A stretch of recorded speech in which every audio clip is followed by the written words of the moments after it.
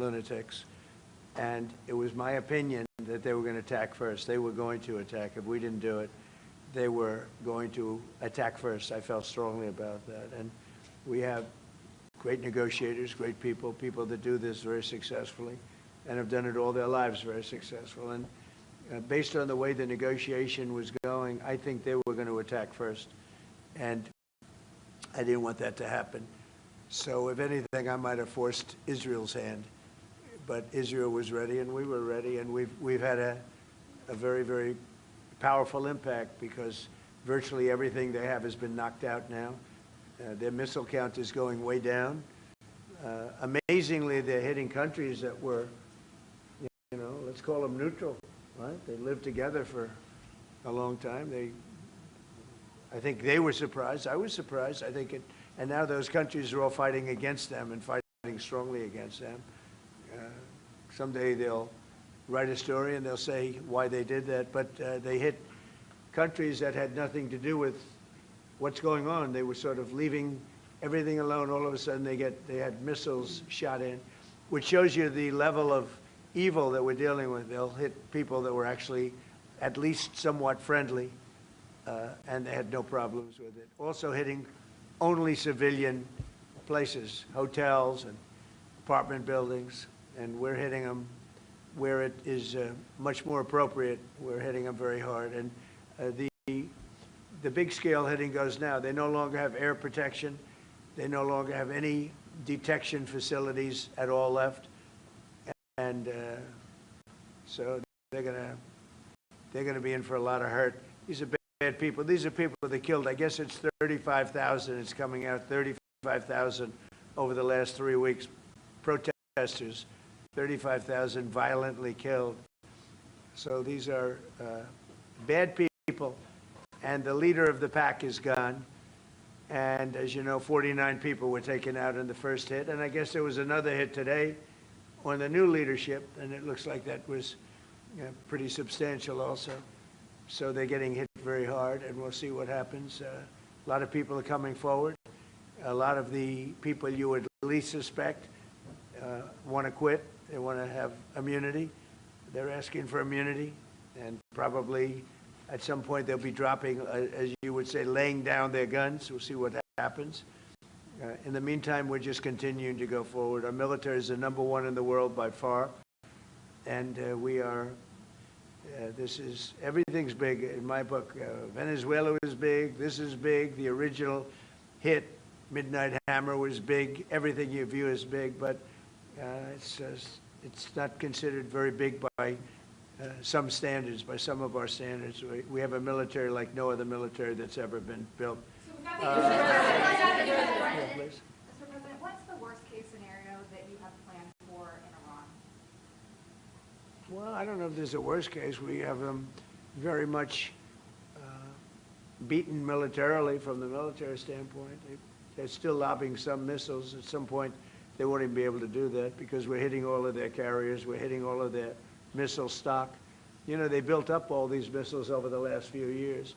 They had a lot of them. They've shot a lot of them, and we're knocking out a lot.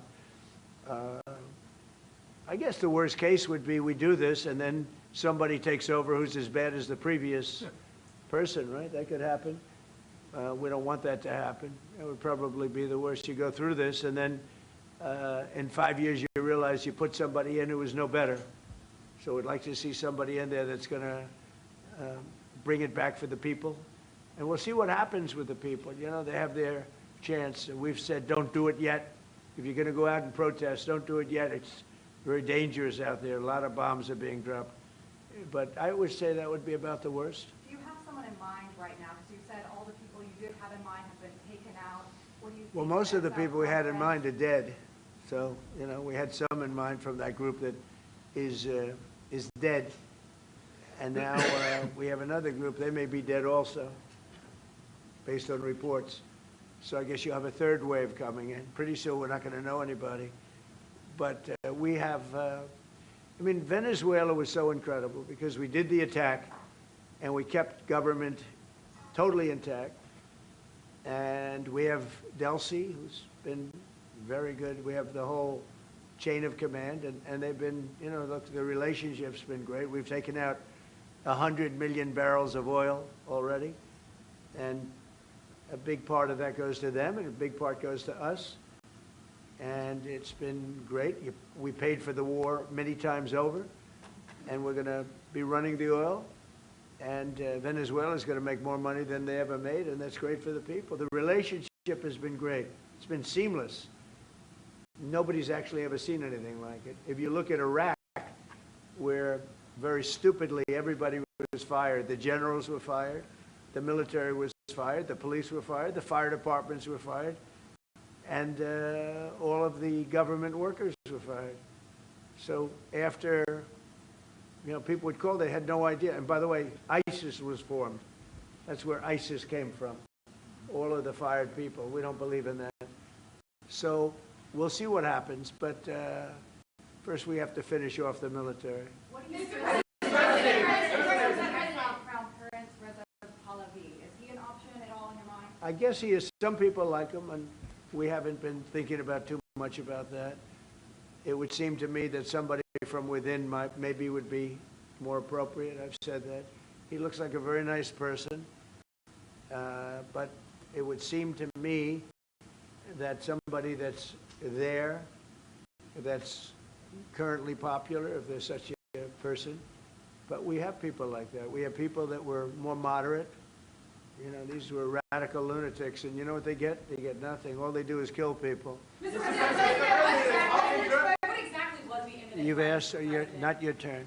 Not your turn, please. Mr. President, you're going to take the heat off the Europeans to present to the help you. Mark Rutte called on the allies to also help you. What does that mean? Well, you have to ask Mark Rutte. He said not as part of NATO, but to be helpful to you in this. Well, some of the European nations have been helpful, and some haven't. And I'm, you know, very surprised. Germany's been great. He's been terrific. Others have been very good, terrific. I think that the head of NATO, Mark, is fantastic. Okay, Mark Rutte. I think he's fantastic. But some of the European, like Spain, has been terrible. In fact, I told Scott to cut off all dealings with Spain. Spain, first of all, it started when every European nation, at my request, paid 5%, which they should be doing. And everybody was enthusiastic about it, Germany, everybody. And Spain didn't do it. And now Spain actually said that we can't use their bases, and that's all right. We could use their base if we want. We could just fly in and use it. Nobody's going to tell us not to use it, but we don't have to. But they were unfriendly. And so I told him we don't want to. Spain has absolutely nothing that we need other than great people. They have great people, but they don't have great leadership. And as you know, they were the only country that in NATO would not agree to go up to 5%. I don't think they would have agreed to go up to anything. They wanted to keep it at 2%, and they don't pay the 2%. So we're going to cut off all trade with Spain. We don't want anything to do with Spain. And I'm not, by the way, I'm not happy with the UK either. That island that you read about, the lease, okay, he made it, for whatever reason, he made a lease of the island. Somebody came and took it away from him. And it's taken 3-4 days for us to work out where we can land there. It would have been much more convenient landing there as opposed to flying many extra hours. So we are very surprised. This is not Winston Churchill that we're dealing with. Mr. President, what's your expectations towards Germany? What can Germany do, and what should Germany do to help you in this moment? Well, I think they're doing it. I mean, they're letting us land in certain areas, and that's, we appreciate it. And they're just making it comfortable. We're not asking them to put boots on the ground or anything. I mean, we're just, they're a respected country. I have a very good relationship with the country. We have, in particular now, with this leader, with this new leader. I think he's an excellent leader. I had my differences with Angela. I said, you're hurting your country with immigration, and you're hurting your country with energy. And we have a man sitting on my right that is, I think, pretty much the opposite of her on energy and the opposite on immigration. And I think he's doing very well. Mr. President. Commercial air travel right now is severely restricted in the Middle East, and thousands of Americans are stranded. Why wasn't there an evacuation plan, and will you send planes to get people out? Well, because it happened all very quickly. We thought, and I thought maybe more so than most, I could ask Marco, but I thought we were going to have a situation where we were going to be attacked. They were getting ready to attack Israel. They were getting ready to attack others. You're seeing that right now. And a lot of those missiles that are hitting in, those are stationary. Those were aimed there for a long period of time at these other countries. So I think I was right about that. We attacked first. And if we didn't, it could have been, you know, look, we're really decimating them. They're being decimated. And if we didn't, and by the way, we have massive amounts of ammunition. We have the high end. A lot of it was given away stupidly by Biden, very stupidly, for free. And I'm all for Ukraine, but they gave away a lot. As you know, when I give away ammunition, everybody pays for it. The European Union is paying for it. Then they can do what they want with it, but they are giving it, let's say, to Ukraine, and it's okay. But we gave away a lot of high-end, but we have plenty. But we have unlimited middle and upper ammunition, which is really what we're using in this war. And we have really an unlimited supply. We also have a lot of the very high-end stored in different countries throughout the world. We're literally storing it there, which is actually something that I insisted on in my first term. I rebuilt the military in my first term. The military is great. Unbelievable amount of ammunition, or munitions, as they say, we've given away to, you know, the Wall Street Journal incorrectly covered the story when they said that it was given away to the Middle East. Not to the Middle East, it was given away to Ukraine. Very little was given to the Middle East. The Middle East would buy a lot, and some of the nations, because they're rich, they have a lot, but it was given away to Ukraine. And it just should have been done. Look, it's a war that should have never happened. If I were president, that war would have never happened. But we have a tremendous amount of munitions, ammunition at the upper level, middle and upper level, all of which is really powerful stuff. Mr. President, Mr. President, a question to both of you. How worried are you that the rising prices for gas and oil are damaging the American economy, and also Mr. Chancellor? Yeah, do you want to go ahead? Yeah, sure. This is, of course, damaging our economies. This is true for the oil prices, and this is true for the gas prices as well. So that's the reason why we all hope that this war will come to an end as soon as possible, and we are hoping that the Israeli and the American army are doing the right things to bring this to an end and to have really a new government in place who is coming back to peace and freedom. Yeah. Something had to be done. And it's been 47 years. They've been killing people all over the world for a long time. They were the kings and fathers of the roadside bomb. Soleimani, we killed him last term. If we didn't, I think it might be a different story today. They would have been much stronger and smarter than they are. But they did the roadside bombs. 95% of the people lost their legs, arms, had their face wiped out, just wiped out. I've seen some young people that it's so sad to watch. And that was almost all, 95% comes from Iran and with Soleimani. Soleimani loved his favorite weapon. He loved the roadside bomb. And when you see people walking around with no legs and no arms and a face that's been blown to hell, these people, what they have to go and the way they have to live, this is Iran. When you look at the barracks, the famous barracks, when you look at the hostages, when you look at a lot of hostages, when you look at all of the problems, they were really a purveyor of terror all over the world for many, many years. And it's something that had to be done, and I believe that if we didn't, because I see where Congress, you know, if I didn't do this, guys like Schumer, who are losers, the Democrats, they're losers, that's why they're not here. Guys like Schumer would say, well, you should have done this. In other words, if I did it, it's no good. If I didn't do it, they would have said the opposite, that you should have done this. But most people feel, I'll tell you what, I have never had more compliments on something I did. People felt it's something that had to be done. So if we have a little high oil prices for a little while, but as soon as this ends, those prices are going to drop, I believe, lower than even before. Mr. President, clarify on what exactly it is and in Go ahead, please. Mr. President, Yes. How do you want to solve the conflict on tariffs between the EU and the US in this Between who? The conflict on tariffs between the EU and US. How do you want to solve And U.S. and who? EU, European Union. Oh. How do you want to Well, we won on tariffs, actually.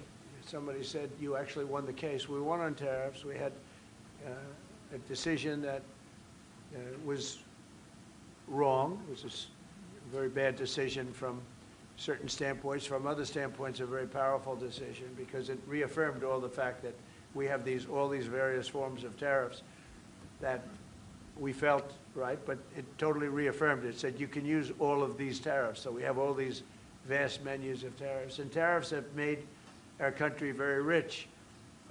We have to charge tariffs to nations who play with their money. You know, they move their money up and down like a yo-yo. We have to take care of nations that have been good to us and fair to us, and we're going to take care of them. Other nations, they haven't, and we haven't let them take advantage of us. But the whole thing with tariffs is we had a decision that, like, as an example, we have a license situation, and the license is something that allows us to immediately stop all business with, nobody even knew we had this power, but we do now because of the decision. We have the right to stop all business having to do with a certain country. If a certain country is not treating us well, the president, without going to Congress, has the right to stop. Sort of interesting. I have the right to stop, but under that one law, I didn't have the right to charge them. So I have the right to license them, but I don't have the right to charge, which is frankly ridiculous. But the right was given to us by the Supreme Court. And we have the right, as an example, we talked about Spain. I could tomorrow stop, or today, even better, stop everything having to do with Spain. All business having to do with Spain. I have the right to stop it. Embargoes, do anything I want with it. And we may do that with Spain. What do you think? Well, sir, I think we're going to talk about it with you. I know that you have strong power. The Supreme Court clarified. We know you can use it, and if you need to use it to assure national and economic security, we'll do it. Scott, do you have an opinion? Sir, I agree. The Supreme Court reaffirmed your ability to implement an embargo, and as we've talked, from your first term, the Section 301s and the 232s have withheld more than 4,000 lawsuits, and USTR and Commerce are going to begin investigations, and we'll move forward with those. And we've instituted a 15% tariff on everybody, as you know, and just used, I'll tell you, we had a couple of paragraphs written in that opinion that were really incredible. Justice Kavanaugh wrote a fantastic dissent, but in his dissent, he said what we should do, and we knew that too. We just wanted to simplify it, and for some reason, I think, you know, very, very foolishly, the courts decided no, but they said you can do it many other ways, and that's what we're doing. And what we've done is we've gone to a very simple, straight 15% tariff. We've taken in hundreds of billions of dollars in our country because of tariffs. So we've taken in all of this money, hundreds of billions of dollars, and honestly, it's made us very rich as a country, right? So it's been doing good. When will you have the full plan implemented? We have a 5-month period, up to 5 months, where we can go at 15%.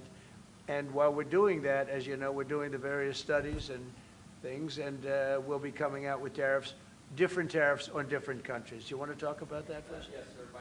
By the time the 5-month period has elapsed, we'll have completed investigations under Section 301, which Secretary Bessent talked about. We know there are countries out there with deals who are very interested in keeping the deals. We need to go through and investigate all these unfair trading practices, the kinds of things you talked about, and make sure that we're protecting U.S. economic security. We know there are countries How are we going to treat Germany? Well, I think you should hit them very, very hard. you knew he was right there when he said that, Mr. President.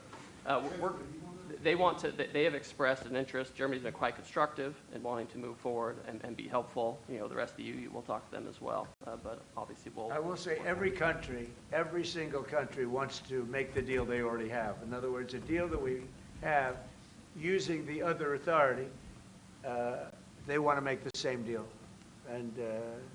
And we'd like to see, actually, we're going to adjust it somewhat upward, actually, but they all want to stay in the deal, and so we'll probably be able to do that pretty easily. Mr. President, for Ukraine, after all, Iran won't be able to deliver drones to Russia anymore. So what does this more mean to Ukraine? And having Chancellor Merz sitting next to you, who would you call if you want to talk to Europe? And Chancellor Merz, you've just been in China, the president. Who are you, what country are you from? I'm from Germany. Okay, I thought so, I could see. So, Mr. Chancellor, you have been in China, and the president. She likes you. In China, so I don't know. will you be talking about China and what you specifically? We'll be talking about China, yeah? Sure. And what about Ukraine? I'll be going to China in a little while. Every time you meet, you talk about China. We respect China. I do. We both do, I think. But it's always a topic of conversation. We've had a very good relationship with China. We used to lose a tremendous amount of money with China, and that's no longer the case. We have a very, very good relationship with China, and we have a very good relationship with Germany. All right. Thank you, Mr. President. We've seen countries around the world, many of whom don't usually work together, working with the United States on Iran, whether it's Saudi Arabia working with the United States, Israel, Qatari shooting down Iranian aircraft, and we've also seen European countries step up. Why are we seeing such unity around the world against Iran? That's a great point. Look, they're just evil. They're it's not the politics, it's their whole philosophy, it's their whole, where they come from. It's terrible. Where they killed 35,000, I thought it was 32, now it turns out it's much more than 35,000 people. And in some cases using machine guns with people that have no weapon. They have no weapon, and they're being machine gunned, they're being sniped from buildings, they're hitting the people with snipers right through the eyes. It's just a very evil ideology. And nobody's really seen anything like it. As I said, even the fact that they've attacked all of their neighbors, and the neighbors weren't attacking. They thought they'd maybe sit it out or what. They've hit Qatar, they've hit UAE, they've hit Saudi Arabia, they've hit Oman. They were helping us negotiate. They got hit. Everybody got hit because they're evil and they're bad. It's a bad seed, and somebody had to do it. And it should have been done sometime during a 47-year period because so much death has been caused by them, so much unbelievable death. From Germany, too. Germany's been hit. Everybody's been hit by them. It's an evil ideology. And I've never been, look, I've done a lot of good things. So many people are saying, thank you, thank you, thank you. You see it in the streets of Los Angeles. They have thousands of people. I saw it the other day, pictures of Donald Trump. And I'm looking, I'm on the phone, probably talking to you. And I'm looking, and I see my picture. I say, oh, no, it's another, protest. I see my, and then I started saying, boy, they were very friendly people. And then I saw a woman hugging the picture of me. I said, what's going on? And it turned out to be these are Iranian people that live in the United States. So many. Thousands and thousands. You saw the rallies. And in New York, too, they had a big rally by pictures all over the place. The fact is that people are happy what we did. And you could never, and I've always said it, you could never have had true peace in the Middle East if Iran was allowed to go, even beyond the nuclear. If Iran was allowed to have look at all the missiles they built. A lot have been now taken out by us, and a lot have been expended. But they had thousands of missiles in a fairly short period of time. And I'll go two things. The attack that we did, known as Midnight Hammer. Had we not done that, Iran would have had a very powerful nuclear weapon within 1 month. We did it. It was great timing, but, you know, and you've been able to see that too. The other thing was Barack Hussein Obama made maybe the worst deal I've ever seen, because he gave all power in the Middle East to Iran. He went the exact opposite way, and I terminated that. If I didn't terminate that deal, they would be sitting with a massive nuclear weapon 3 years ago, which would have been used already on Israel at least, and other countries also. And we wouldn't be talking about it right now. But if I didn't terminate the deal that Obama made, giving them everything, including plane loads of cash. Do you remember the airplane flew over there? It was a Boeing 757. There was 2 of them loaded. They took out all the seats. It was loaded with green cash.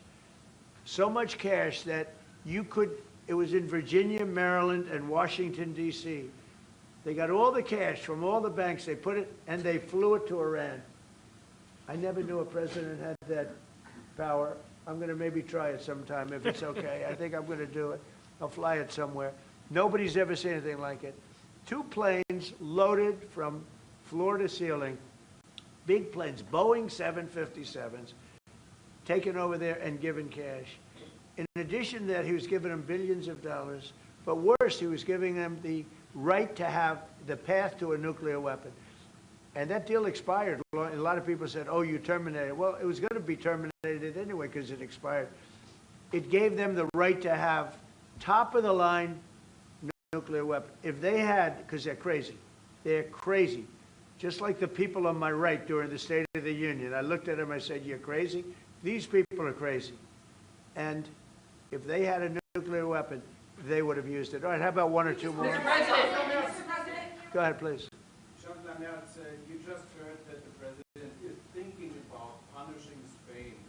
What are your thoughts spontaneously on this, and what can you do to,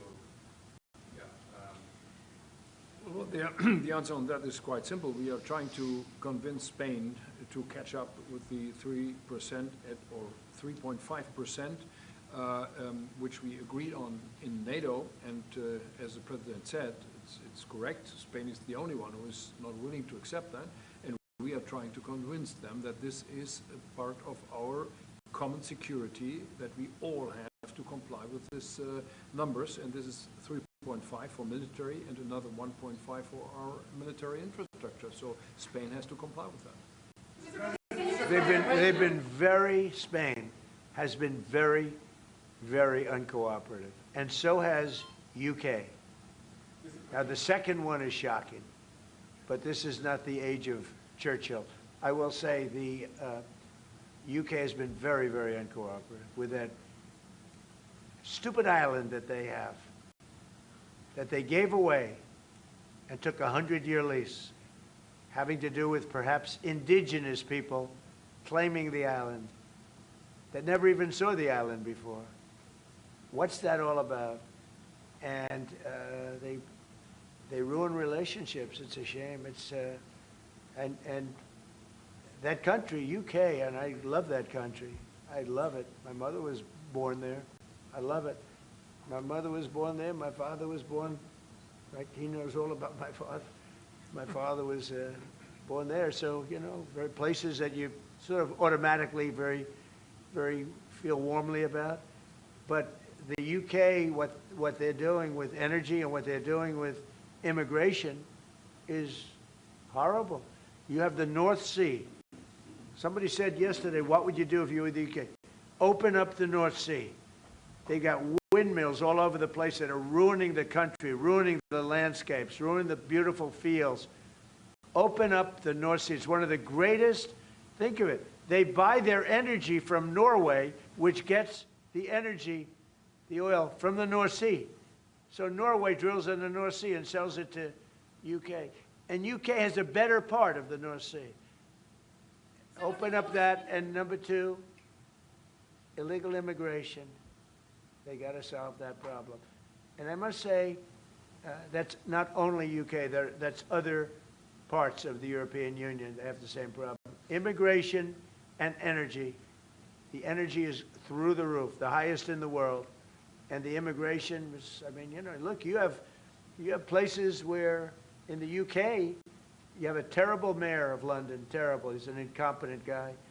But you have Sharia courts. You don't have Sharia courts. You don't want Sharia courts. You have Sharia courts adjudicating law. So it's very simple. Immigration, very importantly, immigration and energy. And you bring it back. Otherwise, you're not going to bring it back. Okay. One more. Go ahead. I have a question for the Chancellor and Yes, for you. please. To the Chancellor, Chancellor Merz. Yeah. You've called for unity and joint force in this moment against Iran. What does that look like to you? And then, Mr. President, where is getting a deal with Russia and Ukraine on your priority list right now? Okay, where you going? So we, as I said in Germany the last 2 days, we are supporting the United States and Israel to get rid of this terrible terrorist regime. And we are looking forward to a day after, and we have to talk about the strategy, what is following after this regime is away, and we have to strategize on this entire region, and we are having a high interest in common approach and common work and what we can do, and this is important not just for the Americans. This is extremely important for Europe and extremely important for Israel and their security. So we are really looking forward to find ways how to deal about the day after. And as far as Russia, Ukraine, where is it on my priority list? Very high. We thought that, I thought it was going to be one of the easier ones. I've settled 8 wars, and actually maybe one more than that. But minimum 8 wars, big ones, potential India, Pakistan, big wars, very important, big ones. I thought this was going to be much easier than it is. There's tremendous hatred between President Putin and President Zelensky, tremendous hatred. I've seen a lot of hatred in my life, but I think this is about top scale. I believe it's going to happen. Sometimes I blame one, sometimes I blame the other. I think it's going to happen, but it's high on my list. Not in that it affects the United States so much, because it's very far away, but last week, last week and for the last 4 weeks actually, 32,000 soldiers died. 32,000. And it's been averaging 25 to 30,000 soldiers a month have been dying in that stupid war. And I'd love to see it ended. It's the worst that there has been since World War II. If you can't get a deal, what will that mean for you? All you can do is do your best, you know. It takes 2 to tango, and they have to get along. They have to be able to talk to each other. They hate each other a lot. That has an impact, you know. It really has an impact. It's bad for both. The saddest is that if the election weren't rigged, my election, that war would have never taken place. And you know what else wouldn't have taken place? Allowing 25 million people to pour through an open border, that wouldn't have taken place. A lot of things would have been different. But we're doing very well, and I think a big factor in this world and future factor is what we're doing right now with Iran. If we don't stop them, or if we didn't stop them, or if we didn't start, they've been decimated. But if we didn't do what we're doing right now, you would have had a nuclear war, and they would have taken out many countries, because you know what? They're sick people. They're mentally ill, sick people. They're angry. They're crazy. They're sick. Thank you very much. Thank you very much, everyone. Thank you, Press. Thank you, Press. Thank you. Thank you, guys. Keep moving. Thank you. Moving, guys. Thank you. This way. Thank you, guys. Thank you, Press. Thank you. Thanks, guys. Thank you, guys. Keep moving.